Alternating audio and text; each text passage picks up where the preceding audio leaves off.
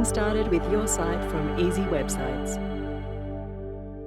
At the top of the responsive editor is the top bar.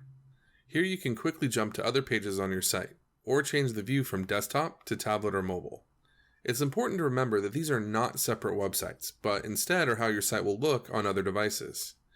On the right side of the top bar, you can undo your changes, open a preview of your site, publish and make your changes live, open the Help Center, or head back to your dashboard. This button opens the Advanced Developer mode to edit HTML and CSS.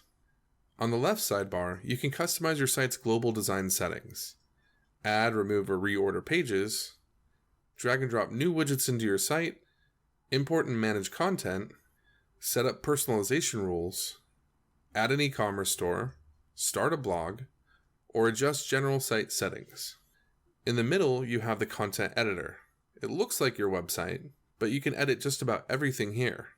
You can drag and drop to move widgets around, or click on a widget to see its editing options. We'll cover editing widgets more in depth in the next video. To learn more easy ways to expand your site's capabilities with Easy Websites, click the subscribe button and then visit our resources page. Thanks for watching this video. We'll see you in our next video.